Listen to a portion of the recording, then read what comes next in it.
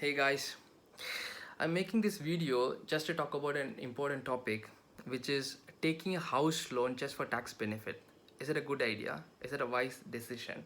This is what I'm going to explain you. The main reason why I'm making this video because I'm hearing so many different views from my friends. So I decided to put all the points together so that people can just look at it and can decide based upon.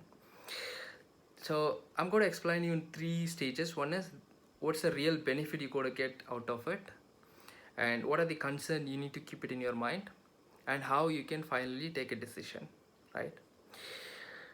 So generally in human mindset, the people think once you buy a house, okay, asset is created. In the future, it's got a added value. So you got to have a big wealth in the future. And the second thing, every year you got to get some tax benefit. Only these two things will be in their mind, but that's not the real scenario. Okay, let's get into it. The first benefit, if say for example, if you are taking 30 lakhs loan and 8% interest rate and for 20 years, then you would be paying around 2 lakh 30,000 as an interest alone in a year, and your EMI would be around 25,000 per month. Okay, so as per the income tax law section 24, you can claim 2 lakhs as a exemption. So you will get exempted for this 2 lakhs rupees under section 84. So this completely benefit, this is the main benefit. If the person falls under 30% slab rate, you would be saving around 60,000. If the person falls into 20% slab rate, then he would be saving around 40,000. The second benefit, the principal amount. So we have one section called ATC. This is only for investment, and this investment part includes the PF employee contribution. That also would be part of this. This ATC maximum limit you can show 1,50,000 rupees, out of which you are already mandatorily you are contributing for PF. That will be taken away. So assume the employee contribution for PF is around 60,000. So 1,50,000 minus the 60,000, or if you have any investment, any savings like mutual fund or equities or something like that, after these two, whatever amount, for that you can just show this principal amount as an exemption. These two. Third one. So whatever rent you got to receive from the new house, that also is a benefit. So on this, you need to think about two. If you are declaring this house as a self-occupied, which means if you say a company that I'm going to stay in this new house, then you will not be eligible to get HRA allowances. In this tax exemptions, after the standard deduction it was 40,000. I think now it's 50,000, right? After that, the HRA exemption is the big one. Okay, so you will lose that. But second option, you can just show this as a let out property. So you will be staying in the rented house, then you will get HRA benefit, and for this let out property you will receive as a rent. So you need to show this rent as taxable income into separate heading. So assume if you are getting 10,000 rupees for 30 lakhs property, then 1,20,000 rupees. In 1,20,000 rupees, only 70% you need to consider for this decision making process, because that's the real benefit after the tax of 30%. And the fourth one is the capital gain, capital appreciation.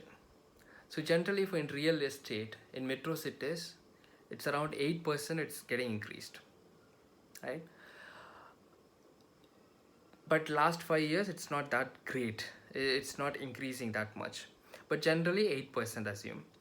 Chennai, it's last 5 years completely stagnant, I would say, right? So this 8% increase is also benefit, right? So these are the four major benefits you are going to get if you are buying house through loan. The second, so now we go to see the concerns, what you need to keep it in your mind. First one, while buying house, it's not liquidity at all, it's just completely locked there. So whenever you think about investment, it should be diversified.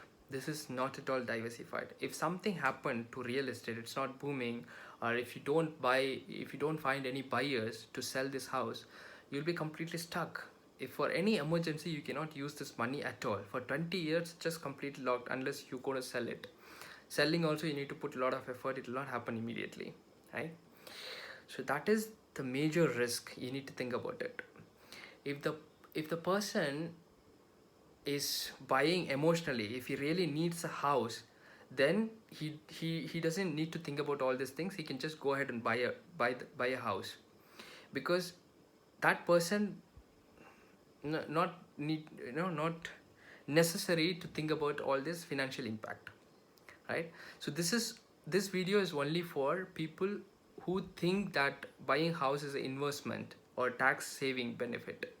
So only for them, these are the things they need to consider. Okay, after liquidity, the second concern, opportunity cost. This is very important. So you are going to pay 25,000 as a EMI every month. So if you invest that money into RD, FT, or equity, any investment kind of things, minimum you will get 7% return. So you need to calculate this for 20 years. If you just put 25,000 every month, how much you will get end of 20th? It's around 80 lakhs you will get approximately. That calculate you need to do. Then whatever benefit we discussed, that cash flows. So you need to compare these two to understand which one making benefit. Okay, this opportunity cost. The third one, this is also very important. Few people ignore this. If you are selling the house, so the capital appreciation is happening at 8%. That's what we discussed under benefit category. Now if you want to sell that to to get that benefit, whatever capital gain, whatever the capital appreciation happened, to get that you need to pay tax on it. Assume 30 lakhs property became 40 lakhs, you wanted to sell it, that for the 10 lakh benefit, we call it as capital gain, you need to pay tax on it, around 30% you need to pay. That also you need to think about it. So whatever capital is getting appreciated, if you are selling it, then you need to pay tax for it. Okay, so apart from all these things, when it comes to decision making, so concern, it's not a liquidity, it's not diversified investment, so it's risk. Then you need to think about opportunity cost. If you are investing the same money into different investment category, how much benefit you will get. So that opportunity cost versus the real benefit, you need to compare these two. When it comes to decision making, right, we would not go for the real amount. So there is a value, so there is a time value for all money. If I put it in this way, simple way, so today's 100 rupees is not same 100 rupees for tomorrow. If you are getting 100 rupees, after 2 days it's not 100 rupees. That value would be around 90 or 80 rupees. For example, I'm saying. So the time decide money's value. Okay, so that in financial term we call it as net present value. So NPV, that's what generally people calculate while taking a decision, because sometimes you may get more money immediately, right? You will not get in the future month, but if you add the total cash benefit, it will be higher, it will be lower, sorry. The second option, the total cash benefit would be higher than the first option, but you will get money later year. So in this, for general people, they'll go for second option because that's the cash value, that's the option gives cash value higher than the first option. But ideally speaking, if you just consider the time value of the money, you may choose option 1 because you are getting the cash flow in the beginning of the year itself, which is beneficial. So that's what we got to apply it here. So benefit cash flows, and then opportunity cost cash flows, then just put net present value, the discount factor. So generally I think India now it's around 6% if I'm not wrong. Just apply the discount rate, then you will get the value. Just compare these two, whichever is higher, just go for it. So I have done some calculation based on this 30 lakhs and 8% and 20 years option. I have done some calculation.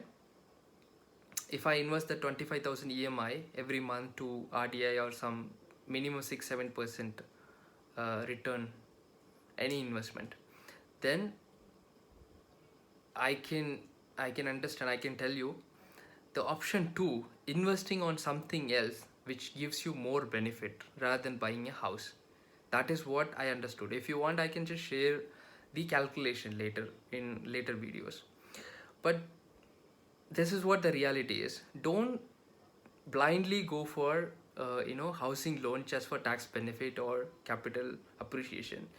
Just think all dimension, you know, all these things, then decide wisely, because these are very important. Okay, I hope this helps you guys to understand much better, at least some extent. Thanks for watching. Cheers.